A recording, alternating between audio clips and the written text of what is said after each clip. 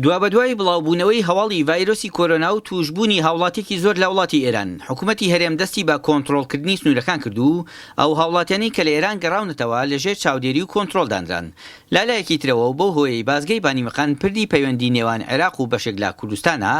بە هاوکاری و هەماهەنگی قایمقامی چەمچەماڵ و بازگەی بانیمەقان و بەڕێوەبەراتی تەندروستی چەمچەماڵ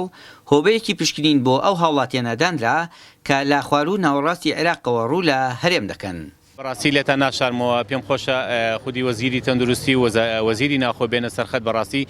خاڵی بانیمەقان یا بازگەی بانیمەقانێکێکە لەو شوێنانەی کەوا زۆرترین هاوڵاتیان هاتوشۆی دەکەن و خۆشتان نەزان لە کەرکووک چەند حاڵەتێک تۆمار کراوە پێویستە بەڕاستی ئەو ڕێگەلاوچانەی کە هەیە بەڕاستی بگیرێت وا بکرێ هاوڵاتیان لە بازگەی بانیمەقانەوە سەردانی خاڵی پشکنینی ئێمە بکەن ئێمە توانیمانە تا ڕادەیەک سەر ئەو هەموو کەم و کوڕانێکە لە سنوورەکەمانە هەیە لە نەبوونی کەرەستەی تەواو لە نەبوونی و ئامێرە پێشکەوتوانێک کە لە بەردەسا هەیە توانیوانە تا ڕادەیەک پشکنینێک جۆرێک لە پشکنین چێکی پلەی گەرمی ئەو هاوڵاتیان ناکرێت کە سەردانی سنوورەکەمانەکەن.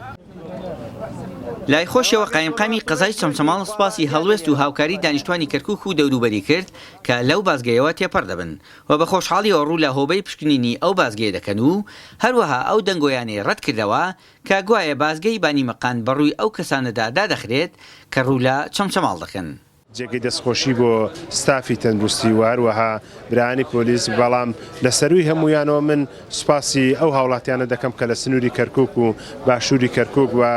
ناحیەکانی قەرەهەنجیر و تەچی جەباری و قادرکەرەم کە ڕێگان بێرەوەیە و خزمانی بانیمەقان کە هاوکاری تیمەکانی تەندروستی دەکەن.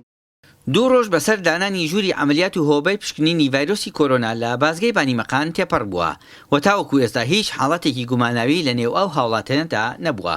لیژنەی بەدواداچوون و پشکنینی ڤایرۆسی کۆرۆنا لە بانیمەقان داوای لە سەرجەم هاوڵاتیان کرد کە بە دەرکەوتنی هەر هێمایەکی نامۆ و نەخۆشی و تاو کۆکە بۆ پاراستنی سەلامەتی هەموو لایەک سەردانی بنکەکانیان بکەن.